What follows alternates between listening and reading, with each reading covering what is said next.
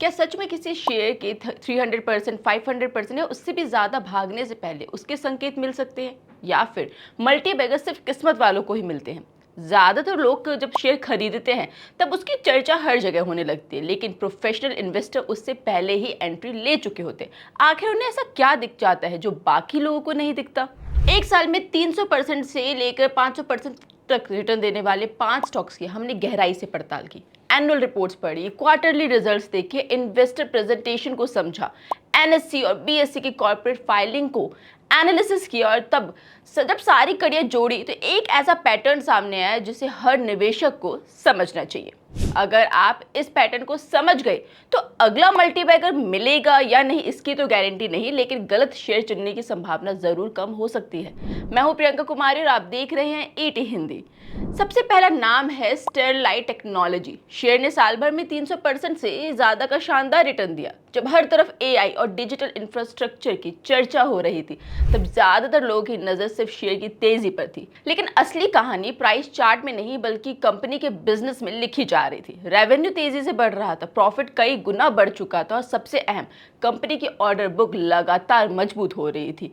यानी आने वाले कई क्वार्टर की कमाई का रास्ता पहले ही तैयार हो चुका था। यही मार्केट का भरोसा मिला और फिर वैल्यूएशन री रेटिंग शुरू हुई। यानी पहले बिजनेस मजबूत हुआ, फिर शेयर प्राइस भागा। अब आते हैं क्यूपिट लिमिटेड पर। इस शेयर ने साल भर में 600% से ज्यादा का मल्टीबैगर रिटर्न दिया है। हेल्थ केयर सेक्टर की इस कंपनी ने साबित किया कि कई बार मार्केट सिर्फ नंबर्स नहीं बल्कि मैनेजमेंट के कॉन्फिडेंस को भी प्राइस करता है। कंपनी ने रेवेन्यू गाइडेंस बढ़ाई, एक्सपोर्ट बिजनेस का भरोसा जताया और लगातार एग्जीक्यूशन दिखा। यानी मैनेजमेंट जो कह रही थी वही फाइनेंशियल रिजल्ट में भी दिखाई देने लगा। यही वजह है कि मार्केट के भरोसे की। लेकिन यहाँ एक सीख भी है, हर मल्टीबैगर कीमत पर अच्छा निवेश नहीं होता है। अगर बिजनेस अच्छा है लेकिन वैल्यूएशन बहुत महंगा हो चुका है तो रिस्क भी उतनी तेजी से बढ़ता है। तीसरी कंपनी है एमटीआर टेक्नोलॉजीज। इस स्टॉक ने साल भर में 200% से ज्यादा का रिटर्न दिया है। डिफेंस, स्पेस, न्यूक्लियर और क्लीन एनर्जी जैसे हाई टेक सेक्टर्स में काम करने वाली इस कंपनी की सबसे बड़ी ताकत सिर्फ इसका सेक्टर नहीं था बल्कि इसकी इंजीनियरिंग कैपेबिलिटी थी। Strong earnings, diversified order book और मैनेजमेंट की अग्रेसिव ग्रोथ गाइडेंस ने मार्केट को यह भरोसा दिया कि ग्रोथ सिर्फ एक क्वार्टर की नहीं है बल्कि आने वाले समय की कहानी है। लेकिन यहीं एक जरूरी सबक भी मिलता है, अच्छी कंपनी का मतलब हर प्राइस पर अच्छा इन्वेस्टमेंट नहीं होता है, क्योंकि जब वैल्यूएशन जरूरत से ज्यादा बढ़ जाता है तो शानदार कंपनियों में भी तेज करेक्शन देखने को मिल सकता है। अब बात करते हैं 500% रिटर्न देने वाले स्वयं डिफेंस एंड हैवी इंडस्ट्रीज की। यह कहानी सबसे अलग थी। यहाँ शुरुआत प्रॉफिट से नहीं बल्कि मैनेजमेंट चेंज से हुई। ओनरशिप बदली, बिजनेस स्ट्रेटेजी बदली, सेक्टर की स्टोरी बदली और फिर मार्केट का नजरिया भी बदल गया। लेकिन यही रिटेल इन्वेस्टर सबसे बड़ी गलती करते हैं, वो सिर्फ तेजी देखते हैं, जबकि प्रोफेशनल इन्वेस्टर्स जो है वो डेट, एग्जीक्यूशन, फंडिंग और फ्यूचर पाइपलाइन भी देखते हैं। याद रखिए, हर तेजी फंडामेंटल स्ट्रेंथ की गारंटी नहीं होती है। अब आखिरी कंपनी है सिग्मा एडवांस सिस्टम। इसके शेयर ने निवेशकों को 200% का रिटर्न दिया। डिफेंस इलेक्ट्रॉनिक्स और हाई प्रिसीशन मैन्युफैक्चरिंग में काम करने वाली इस कंपनी ने एक बार फिर वही बात साबित की जिसे मार्केट सिर्फ आज की कमाई नहीं देखता है बल्कि आने वाले ऑर्डर्स, एग्जीक्यूशन और बिजनेस कैपेबिलिटी को भी प्राइस करता है।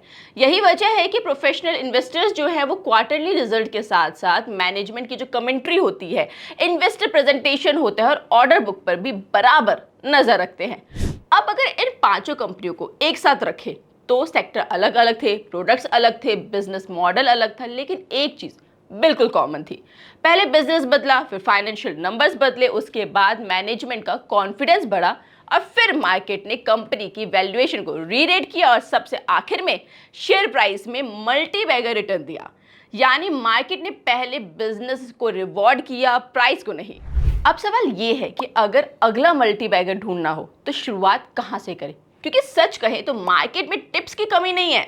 हर दिन व्हाट्सएप, टेलीग्राम और यूट्यूब और सोशल मीडिया पर नेक्स्ट मल्टीबैगर के दावे किए जाते हैं।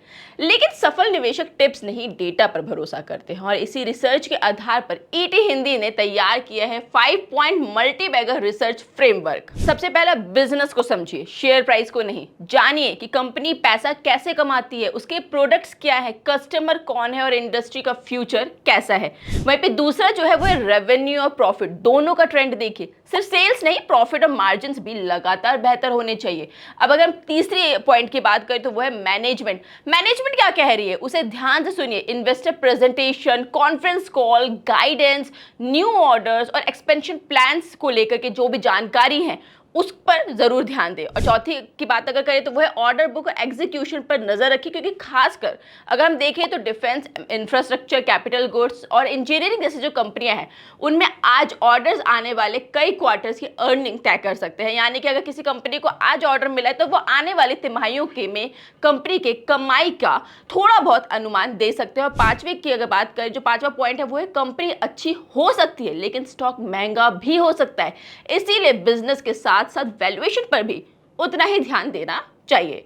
अब अगर इस पूरी रिसर्च को सिर्फ एक लाइन में समझना हो तो वो लाइन होगी, मल्टीबैगर बनने से पहले बिजनेस बदलता है, ऑर्डर बुक मजबूत होता है, रेवेन्यू बढ़ता है, प्रॉफिट बेहतर होता है, मैनेजमेंट का कॉन्फिडेंस दिखता है और उसके बाद मार्केट उस बदलाव को प्राइस करना शुरू करता है। यानी रिटेल इन्वेस्टर जहां प्राइस देखकर एक्साइटेड होते हैं वहीं भी प्रोफेशनल इन्वेस्टर्स बिजनेस देखकर कॉन्फिडेंट होते हैं। और शायद यही दोनों के रिटर्न का सबसे बड़ा फर्क भी है।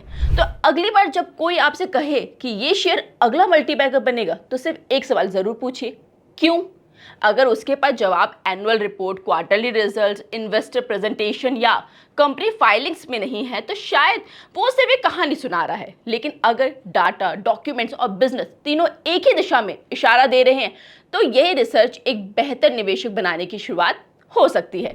मैं हूं प्रियंका कुमारी और आप देख रहे थे ईटी हिंदी। अगर आपको हमारी रिसर्च पसंद आई हो तो इस वीडियो को लाइक जरूर करें, चैनल को सब्सक्राइब करें और कमेंट में बताएं कि अगली बार आप किस सेक्टर या किस कंपनी की ऐसी ही डीप रिसर्च देखना चाहते हैं। मिलते हैं अगले वीडियो में, तब तक के लिए नमस्कार।